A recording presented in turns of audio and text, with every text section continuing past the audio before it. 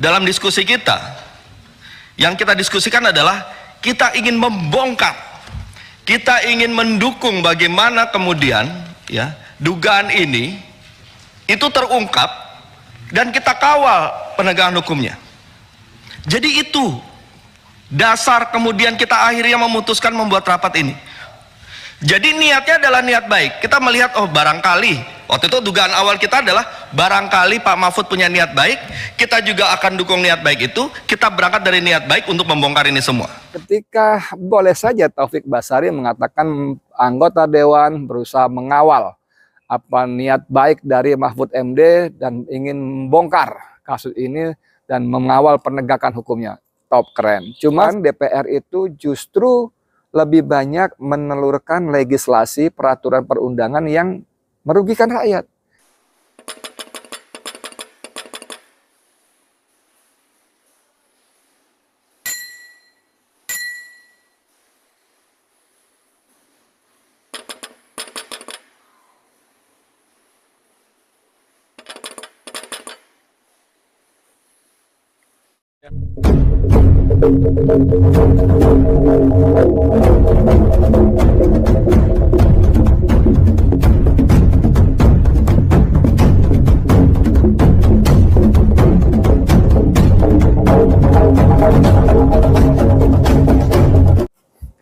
Bismillahirrahmanirrahim. Assalamualaikum warahmatullahi wabarakatuh. Saudara, dengan saya Edi Mulyadi dari Forum News Network FNN. Saudara, masih soal rapat dengar pendapat umum RDPU antara Ketua Komite Koordinasi Nasional Pencegahan dan Penindakan TPPU Mahfud MD dengan Komisi 3 DPR RI yang digelar Rabu 29 Maret ya. 29 Maret 2023. Mahfud yang juga Menko Polhukam seperti dalam yang sudah saya tayangkan dalam podcast sebelumnya menunjukkan kelasnya ya. Dibantai semua Beni Harman, Arteria Dahlan, kemudian Arsul Sani dan seterusnya sebagainya. Tapi kali ini kita akan menyoroti segmen ketika anggota fraksi dari Gerindra, Taufik Basari, diberi kesempatan bicara oleh Ahmad Sahroni, Wakil Ketua Komisi 3 yang hari itu menjadi pimpinan rapat. Nah, menarik saudara sekalian. Nanti antara lain bahwa Taufik Basari itu mengatakan bahwa beberapa misalnya begini, dia bilang ketika Mahfud MD membuka persoalan 300 triliun awalnya ya sebelum berkembang jadi 349 triliun ke publik, anggota Dewan ini sempat bertanya-tanya ada apa gitu kan kurang lebihnya ya.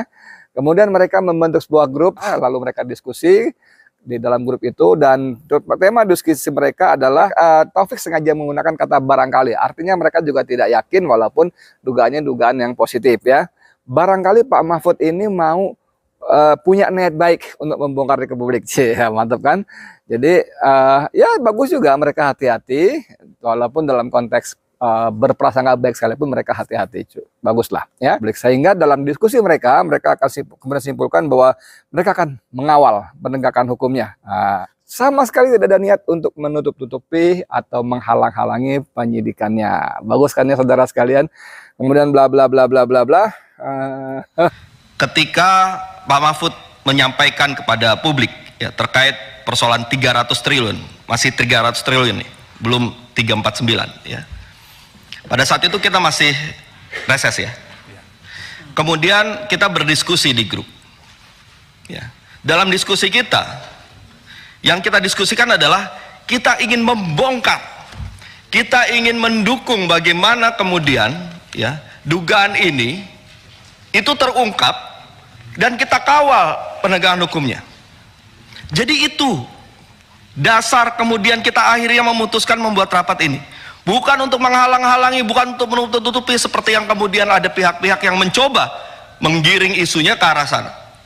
Jadi niatnya adalah niat baik. Kita melihat, oh barangkali, waktu itu dugaan awal kita adalah barangkali Pak Mahfud punya niat baik, kita juga akan dukung niat baik itu, kita berangkat dari niat baik untuk membongkar ini semua. Jadi itu penting untuk diketahui oleh publik ya. supaya juga tidak ada salah sangka ke DPR. Nah, selanjutnya berkembanglah proses ini. Kita pada saat itu karena mau selesai reses, kemudian kita akan menyusun agenda untuk masa sidang ini, maka teman-teman bersepakat agenda yang paling awal adalah ya kita undang dulu, undang Pak Mahfud, ya, undang PPATK untuk kita mendapatkan gambaran utuh mengenai persoalan ini. Tapi ada masalah teknis, ini juga biar clear nih, masalahnya teknis, surat menyurat, agenda dan sebagainya, bukan menjadi mundur bukan karena persoalan lain, tapi karena sangat teknis, menyesuaikan agenda, surat menyurat dan seterusnya. Ini supaya clear ya. Nah, seiring dengan perjalanan ini, kemudian ternyata isunya berkembang dari 300 triliun kemudian menjadi 349. Dari kemudian ada versinya Pak Mahfud, kemudian ada tanggapan dari Menteri Keuangan, yang akhirnya kita juga menjadi bertanya-tanya, sebenarnya seperti apa ini? Kita ingin tahu betul, ingin benar-benar rapat ini bisa membuka semuanya. Ketika kita agendakan rapat, ya, yang awalnya kita ingin ada PPATK bersama juga Pak Mahfud, tapi akhirnya yang bisa dilakukan karena tidak kesesuaian agenda ini, waktu jadwal, akhirnya hanya kepala PPATK saja.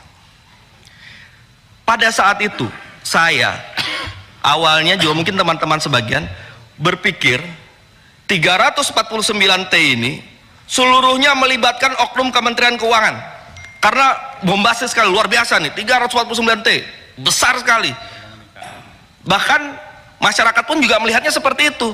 Melihat ini Kementerian Keuangan isinya maling semua dan sebagainya, yang persepsi yang timbul seperti itu di awal ini, ya. Nah, oleh karena itu kita ingin membuka ini semua. Nah, jadi itu gambaran terkait dengan tanggapan saya soal legal standing supaya kita clear nih, ya. Jangan sampai kemudian dituduh kita macam-macam dan sebaliknya juga seperti itu. Dan ada kebetulan juga yang juga Pak Mahfud tadi sampaikan terkait pidana. Saya juga mendengar proses ini disampaikan. Tapi Pak Mahfud, ini juga supaya clear kali-kali untuk publik, bahwa yang teman-teman sampaikan bukan menyatakan Pak Mahfud ini harus dipidana. Tidak Pak Mahfud. Yang disampaikan teman-teman adalah mengingatkan agar kita ini prudent, hati-hati. Karena apa? Ketika kita tidak hati-hati, ada pasal 11. Itu yang saya tangkap.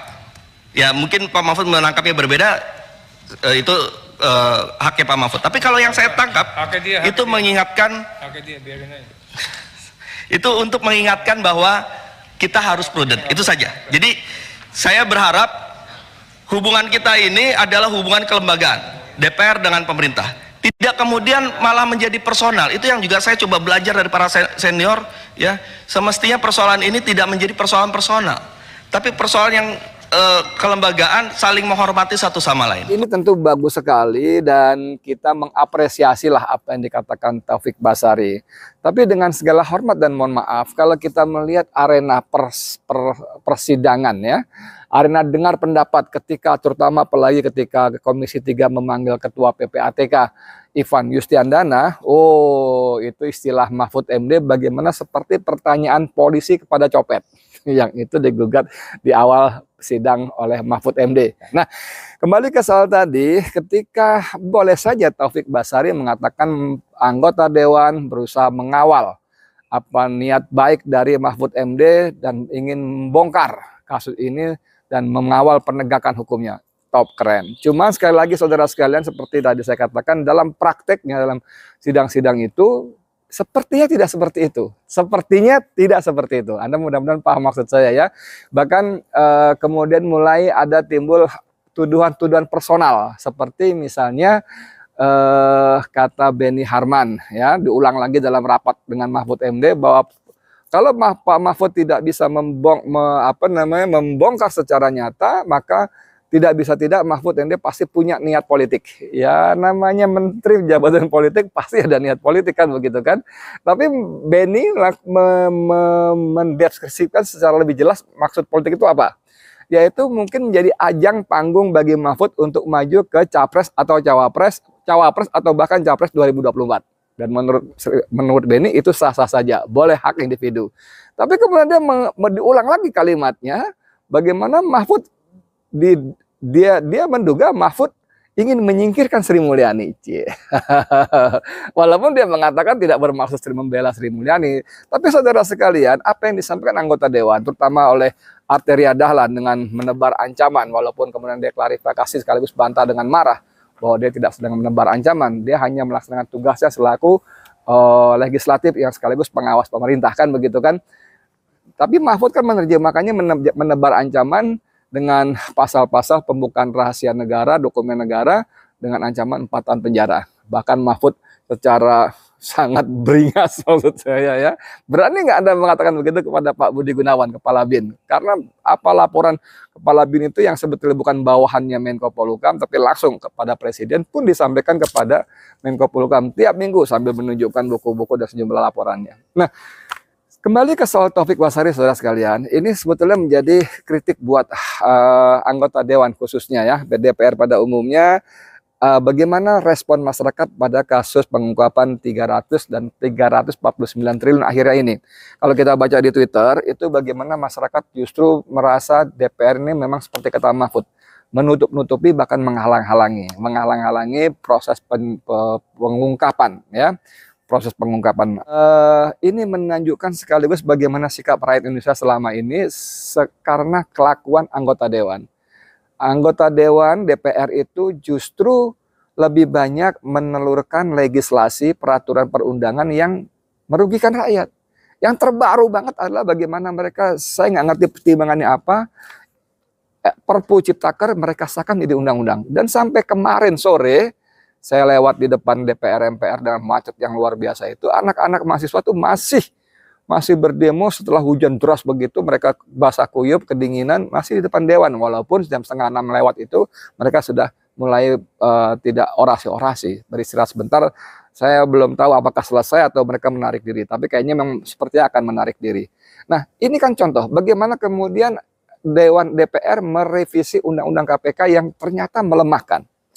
Belum lagi yang lain-lainnya. Jadi memang DPR ini semakin membuat jarak kepada rakyat. Dan itu sebabnya, mohon banget, di Twitter, di media sosial, DPR itu sudah menjadi singkatan yang macam-macam. Dewan Pemeras Rakyat lah, Dewan Pengkhianat Rakyat lah, dan sebagainya seterusnya.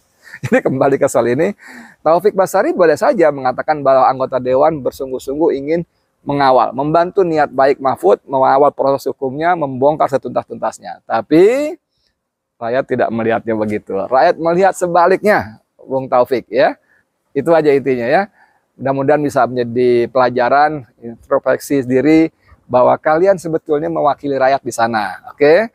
Kalian menikmati gaji dan segala macam fasilitasnya dari uang rakyat. Dan sudah semestinya kalian bekerja untuk kepentingan rakyat. Pengesahan Perpu Ciptaker menjadi Undang-Undang Cipta Kerja sama sekali tidak untuk kepentingan rakyat. Belum yang lainnya, Undang-Undang Minerba dan lain sebagainya. Saya Edi Mulyadi untuk FNN. Assalamualaikum warahmatullahi wabarakatuh.